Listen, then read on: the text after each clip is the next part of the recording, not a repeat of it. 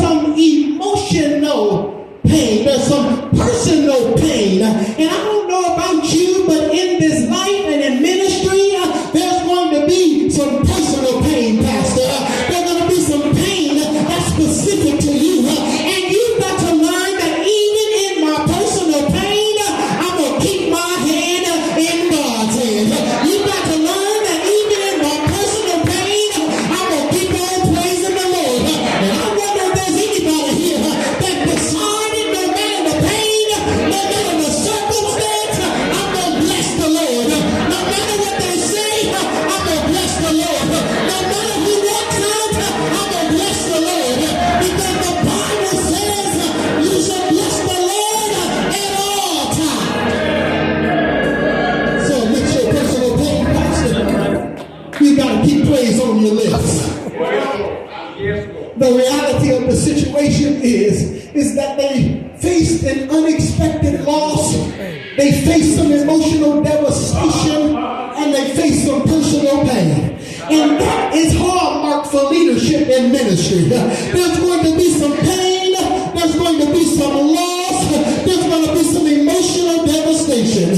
But I stopped by to tell somebody that the reality of the crisis is that through all of that, God is with you. And I wish I had about 2 or 3 witnesses here that say, I face some heartache, I face some pain, but God's been with me. I've had some struggles, but God's been with me. I wouldn't be here if God hadn't been with me. I wouldn't have made it this far if God hadn't been with me. Is there anybody here that can give God praise because He brought you this far?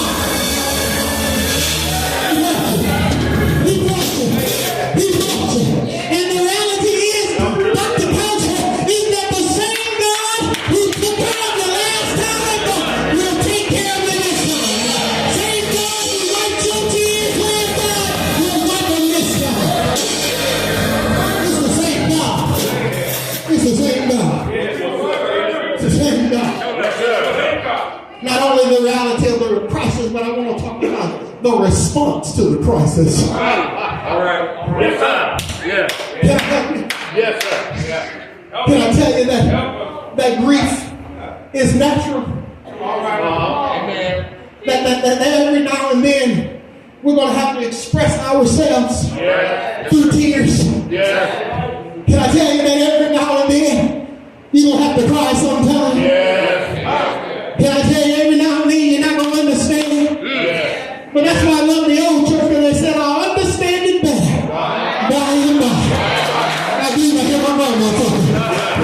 And I didn't understand that, Pastor, until I got in this seat and I understand it now. There'll be some stuff I'm not going to understand. Yes. But by and by. By and by. And I don't know who you are, but I want to tell you that you've got to understand that your response dictates if you'll get the strength to keep going.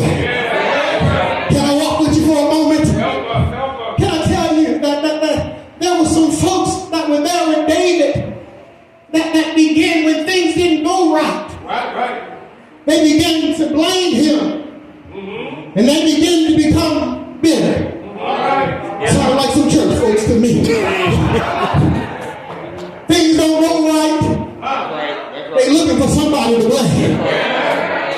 But you said it was supposed to be this. But you said it was going to work out this way. But can I help you? It doesn't always go according to plan. This is a word for you. God has given these leaders a vision for this church. And it's not always going to go according to plan. Can I help you? Instead of blaming and being bitter and talking and having a meeting after the meeting, can I help you just get on your knees and pray about it? I believe I can talk right through there this afternoon. Can I help you? We don't need any more meetings after the meeting. We need some folks that are going to lock arms with their leaders and say, wherever you lead us, that's where I'm going. Wherever you take us, that's where I'm going. Because the Lord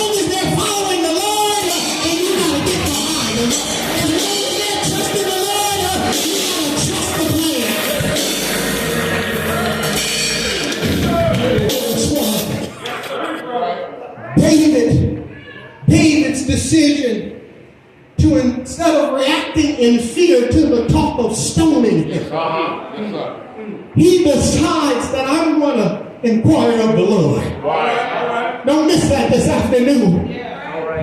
You've got to be careful about your reactions to the trouble in your life. Come on, a little closer. Let me get on your street for a moment. You've got to be careful about how you respond to the trouble and the situations in your life.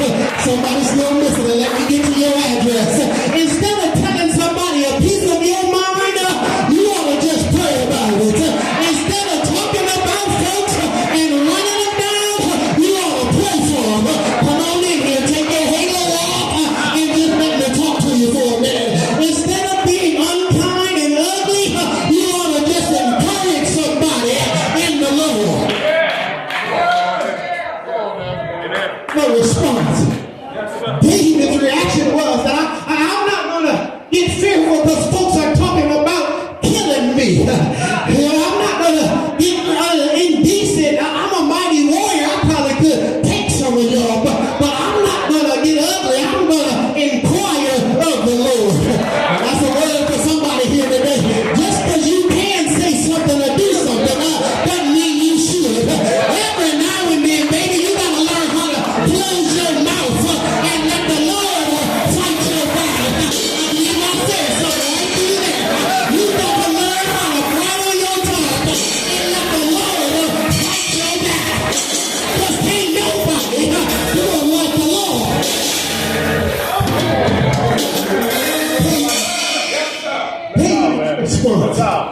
David's response is that I'm going to seek God in despair. David's response was, I'm not going to rely on my own strength, but I'm going to turn to God. I just said somebody missed it right there. You can't rely on your own strength if you don't make it in ministry. You got to rely on the strength of the Lord. I just said somebody ought to come back. You got to learn how to trust God in every situation. You got to learn how to depend on God in every situation, because it may look dark right now, but how many know that God can turn it around? David says, I'm going to seek God even though I'm feeling bad.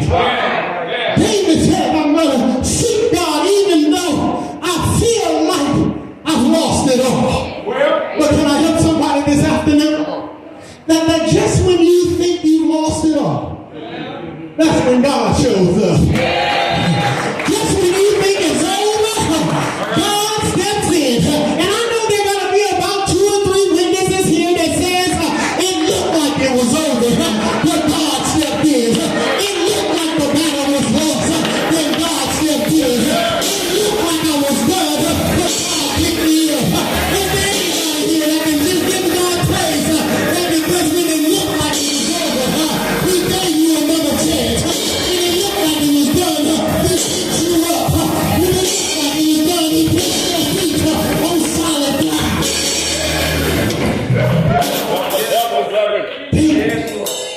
David says, I choose faith over fear. He chooses to trust God rather than be overwhelmed by his circumstance. Let me see if I can help somebody, and I'm almost through. You got to understand here, church, that we've got to choose faith over fear. And in this environment in which we find ourselves living, there is a lot of folks trying to propagate fear. But I got to tell somebody this afternoon, my God is bigger than that. I got to tell somebody that they can put all they want. My God has cattle on 1,000 hills. I got to tell somebody that my God's economy is not bankrupt, but my God's economy is flowing rich. Is there anybody here that knows that our God is faithful, that our God has cattle on 1,000 hills, that our God's economy is rich? David says, I'm going to choose faith over fear. And watch this. because he chooses faith over fear, there is a renewal